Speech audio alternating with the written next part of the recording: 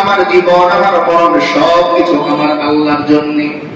তাহলে আমি যে কোরবানি করি, এই কোরবানির মূল মাকসাদ হচ্ছে আমার রবের সন্তুষ্টি। কোরবানির মাকসাদ আমার রবের সন্তুষ্টি। এখন প্রশ্ন হচ্ছে, আমরা যে কোরবানি করি শুধু কি পশু আমরা কোরবানি করব, নাকি আমার ভেতরে থাকা পশুত্ব আমি কোরবানি করব? তো আয়াতে কারিমা এক জায়গায় আল্লাহ তাআলা এটা স্পষ্ট করেছেন, যেখান থেকে এটা বোঝা যায় যে একজন ব্যক্তি কোরবানিতে শুধু পশু নয়, বরং নিজের ভেতরে থাকা পশুত্বও সে কোরবানি করবে। তাহলে কোরবানিতে আমরা পশু নয়, বরং পশুর সাথে পশুত্বও কোরবানি করব। কোরবানিতে পশুর সাথে নিজের ভেতরে থাকা পশুত্বকেও আমরা কি করব? কোরবানি করব। এই বিষয়ে আল্লাহ তাআলা কোরআন কারীমের মধ্যে ইঙ্গিত দিয়ে বলেন, লাইয়ানালাল্লাহু লুহুমুহা ওয়ালা দিমাউহা ওয়ালাকিন ইয়ানালুহুত তাকওয়া মিনকুম। আল্লাহ তাআলা বলেন, ও বান্দা, তোমার গরুর রক্ত মাংস কোনো কিছু আমি আল্লাহর কাছে পৌঁছায় না। লাইয়ানালাল্লাহা, অবশ্যই পৌঁছায় না, নিশ্চিত করতেছেন আল্লাহ। লাইয়ানালাল্লাহা, আল্লাহর কাছে পৌঁছে না। লুহুমুহা, তোমার পশুর গোশত, ওয়ালা দিমাউহা, এর রক্ত পৌঁছায় না। আমি জবাই করলাম পশু আমার রবের জন্য, আর আমার রব আমারে বলতেছেন যে গোশত রক্ত কোনোটাই পৌঁছায় না। কি পৌঁছায়?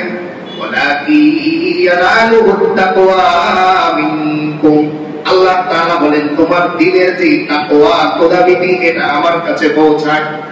তার মানে আমার ভেতরে থাকা যে পশুত্ব, এই পশুত্বের কোরবানি যদি আমি করতে পারি, তো আমার রবের কাছে এটাই পৌঁছাবে। গোশত তো আমি খেলাম, রক্ত তো এখানেই থাকলো, কিন্তু আমার রবের কাছে কবুল হয় কোনটা?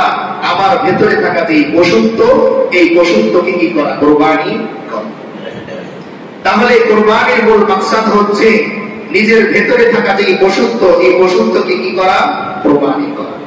এই পশুত্বকে আমরা কিভাবে কোরবানি করব, এই ব্যাখ্যাই প্রথমে যে আয়াতের মধ্যে আমরা পড়লাম, এই আয়াতের মধ্যে আল্লাহ তাআলা বলতেছেন যে এটা আমরা করব কিভাবে?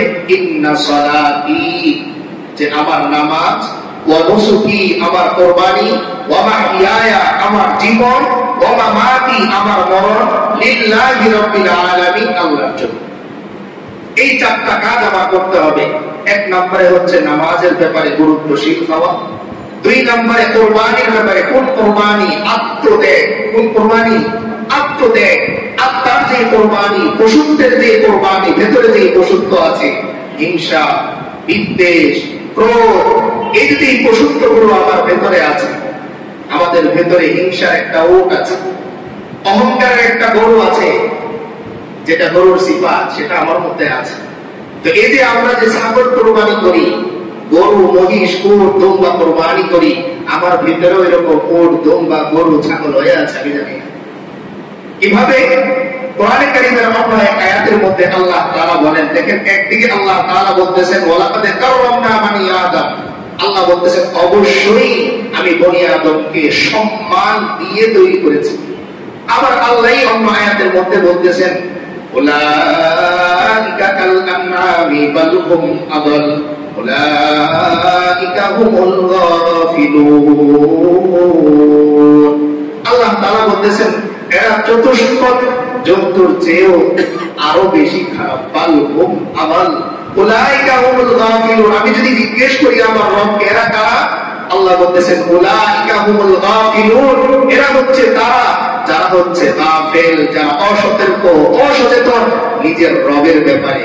তো যারা নিজের রবের ব্যাপারে অসচেতন হয়ে যায়, আল্লাহ তাআলা তাদের ব্যাপারে বলতেছেন যে তারা চতুষ্পদ জন্তুর চেয়েও আরো নিম্নমানের হয়ে যায়। তার মানে আমার এই গরুটার দাম আল্লাহর কাছে তখন বেশি যখন আমি আমার রবের ব্যাপারে সচেতন থাকবো। আর আমার এই গরুটার দাম একটা চতুষ্পদ জন্তুর চেয়েও আরো বেশি নিম্নমানের যখন আমি আমার রবের আদেশের ব্যাপারে, আমার রবের ব্যাপারে আমি অসচেতন থাকি।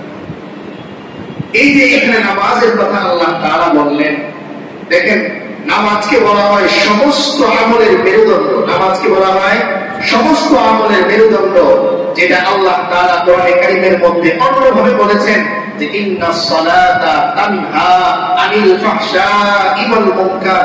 আল্লাহ বলতেছেন বান্দা নামাজ যদি ঠিক হয়ে যায়, তাহলে এই নামাজ তাকে সমস্ত গুনাহ, সমস্ত অন্যায়, সমস্ত অবিচার, সমস্ত হিংসা, সমস্ত বিদ্বেষ, সমস্ত অহংকার, ক্রোধ থেকে বাঁচিয়ে রাখে। এখন আমার মধ্যে হিংসা যদি থাকে তো বুঝতে হবে আমি এখনো পর্যন্ত আমার নামাজ ঠিক করতে পারি। আমার মধ্যে যদি বিদ্বেষ এখনো পর্যন্ত থাকে, অহংকার এখনো পর্যন্ত থাকে, তাহলে বুঝতে হবে এখনো পর্যন্ত আমি আমার নামাজকে তৈরি করতে পারি। নামাজ বানিয়ে নিতে হয়। নামাজ কি করতে হয়? বানিয়ে নিতে হয়। দেখবেন এই যে কোরবানির সময় যে যন্ত্রপাতি গুলো নেয়, যারা প্রকৃত পক্ষে কাজ করে কষায়, তারা নিজেদের মতো করে বানিয়ে নেয়। তাদের পোষে না এই দোকান থেকে রেডিমেড কেনা যে যন্ত্র, এটাতে পোষে না। অনেক ক্ষেত্রেই দেখবেন আপনি লোক নিয়েছেন, তারা আপনার যন্ত্র ধরেই না, সে নিজে যন্ত্র নিয়ে আসে। আপনার এই বিশাল বড় একটা ছোড়া ছড়ি, এটা দিয়ে সে জমাইও করে না, তার হাতে একটা ছোট্ট ছোড়া আছে বা ছড়ি আছে, এর ধার আপনার কি বড়টার চাইতে অনেক বেশি, সে নিজের হাতে বানিয়ে নিয়েছে। নামাজ মুমিনের অস্ত্র, হাদিসের মধ্যে আল্লাহ রাসূল সাল্লাল্লাহু আলাইহি ওয়াসাল্লাম বলেছেন। তো অস্ত্র রেডিমেড কিনলে বসানো যায় না, এটা নিজে তৈরি করে নিতে হবে। তো নামাজ আমাদের তৈরি করে নিতে হবে। কেমন নামাজ? যে যেই নামাজ আমাকে সমস্ত অন্যায় থেকে বাধা দিতে পারে। তার মানে কেমন? যেন নামাজ একটা ব্যক্তি, যেই ব্যক্তি আমাকে প্রত্যেকটা অন্যায় কাজের দিকে হাত বাড়ানোর সঙ্গে সঙ্গে আমার হাতটা ধরে ফেলবে আমার অন্যায় করতে।